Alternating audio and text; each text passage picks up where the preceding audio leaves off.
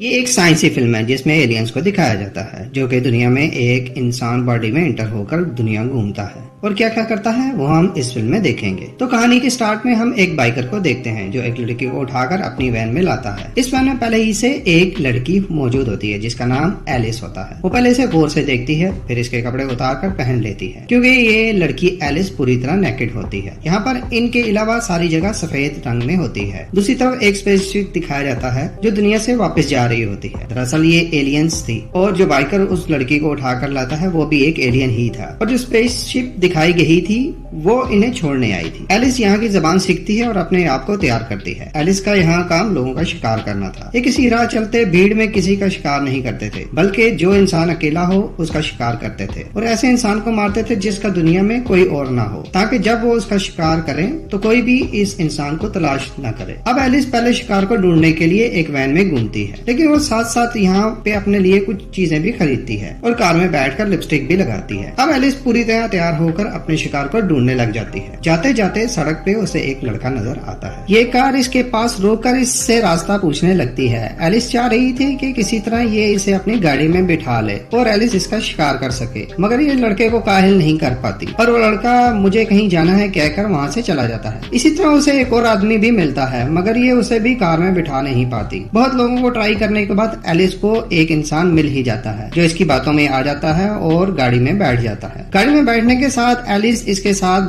बहुत ज्यादा बातें करने लगती है और साथ ही साथ फ्लर्ट करने भी लगती है। ये दोनों एक दूसरे की खूब तारीफें करते हैं। अब एलिस एक जगह गाड़ी को रोकती है। पास ही एक सुनसान इमारत होती है। एलिस इसे लेकर इस इमारत में आ जाती है। ये इमारत पूरी तरह डार्क थी और यहाँ पूरी तरह अंधेरा था। एलिस अंदर आकर अपने कपड़े उतारने लगती है जिसे देखकर वो शख्स भी अपने कपड़े उतार देता है। अब एलिस कपड़े उतारते उतारते आगे जा रही थी और वो शख्स उसके पीछे पीछे। अचानक से वो शख्स डार्क जैसे फर्श में डूबने लगता है लेकिन एलिस उस फर्श पर चल रही थी। जब वो आदमी पूरी तरह फर्श में डूब जाता है तो एलिस अपने कपड़े पहन लेती है, गोया इसने एक शिकार कर लिया। इसके बाद ये अपने दूसरे शिकार के लिए निकल पड़ती है। दरअसल एलिस लोगों को फंसाकर एक हार्वेस्ट पूल में लेकर आती है। इस पूल में एक एलियन होता है जो इनको जैसे ही टच करता था तो शिकार की स्किन और बाकी का जिस्म जुदा हो जाता है और जो इस बॉडी के अंदर के पार्ट्स हड्डियां और गोश्त होता है वो किसी दूसरी डायमेंशन में कहीं और चला जाता था। दरअसल ये हड्डियां और खून इनकी खुराक थी जो एलिस इस दुनिया में उनके लिए इस खुराक का बंदोबस्त करने आई होती है। इसी तरह और एलियंस भी दुनिया में आए होते हैं। अब अगले दिन हम देखते हैं कि एलिस एक समुद्र के किनारे खड़ी होती है। यहाँ उसे एक गोताखोर मिलता है। एलिस के साथ बातें करना शुरू ही करती है कि वो गोताखोर देखता है कि पानी में कोई डूब रहा है तो वो उन्हें बचाने के लिए समुद्र की तरफ भागता है। उसके साथ साथ इनको बचाने के लिए एक और शख्स भी समुद्र की तरफ भागता है। गोताखोर उन डूबने वालों को नहीं बचा पाता मगर इनको बचाने के चक्कर में वो शख्स डूबने लगा होता है तो ये गोताखोर उसे बचा लेता है लेकिन वो शख्स फिर भी समुद्र में जाता है और वो डूब जाता है। वो शख्स अपने पीछे एक छोटा बच्चा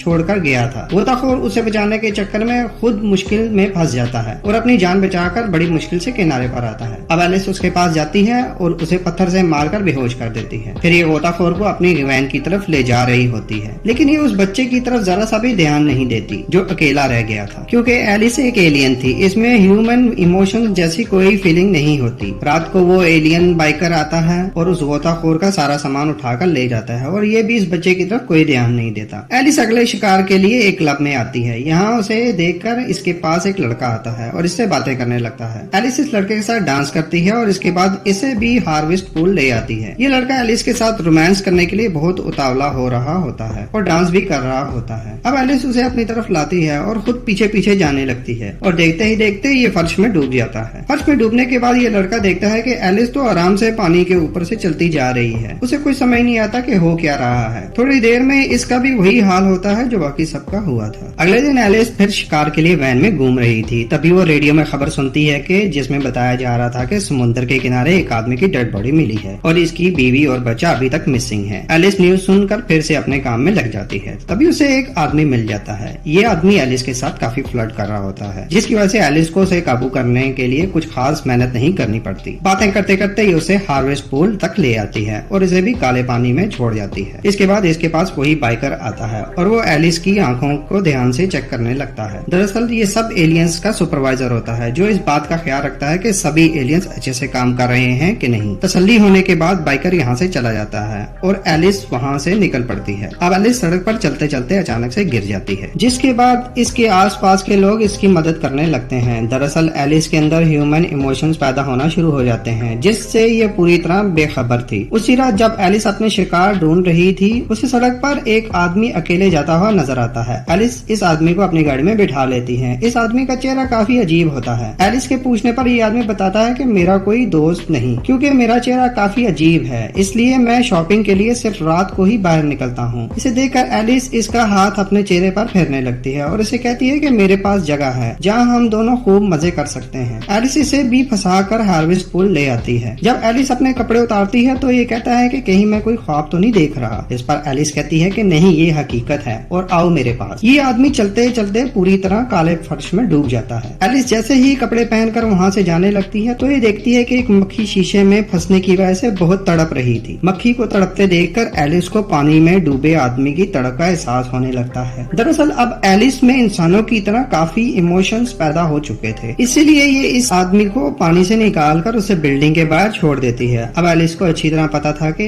इसकी इस हरकत का इसके सीनियर को पता लग चुका होगा, इसलिए ये अपनी वैन को एक जगह छोड़कर पैदल निकल पड़ती है। चलते चलते एक होटल में आ जाती है। यहाँ बाकी लोगों को खाना खाते देखकर वो भी अपने लिए केक का ऑर्डर कर देती है, लेकिन केक इसे सूट नहीं करता। होटल से निकलने के बाद ये एक बस पर चढ़ जाती है। इसे देखकर बस का ड्राइवर कहता है कि तुम्हें ठंड नहीं लग रही क्या, क्योंकि बाहर बहुत ठंड पड़ रही थी और एलिस ने सिर्फ टी शर्ट पहनी हुई थी। तभी एलिस की पीछे वाली सीट पे बैठा आदमी एलिस से बातें करने लगता है और उसे पहनने के लिए एक जैकेट भी देता है। इस आदमी का नाम जॉन था। एलिस इस आदमी के साथ एक मॉल में जाती है। इसके बाद इस आदमी के घर भी आ जाती है। घर आकर जॉन खाना बनाता है, लेकिन एलिस कुछ भी नहीं खाती। वो तो बस टीवी देख रही होती है। दरअसल उसे ये समझ नहीं आ रहा होता कि टीवी में लोग हंस क्यों रहे हैं। दूसरी तरफ एलिस के साथी दूसरे साथियों के साथ मिलकर एलिस को ढूंढने लगा हुआ होता है। इधर एलिस सोने की बजाय अपने कपड़े उतारकर अपने आप को शीशे में देखने लगती है। इसके बाद ये अपनी बॉडी को चेक करने लगती है तो ये हैरान होती है, क्योंकि इसकी बॉडी की अब तक पूरी तरह से ग्रो नहीं हुई होती, जिसकी वजह से काफी परेशान हो गई थी। अगले दिन एलिस जंगल में घूम रही थी, तभी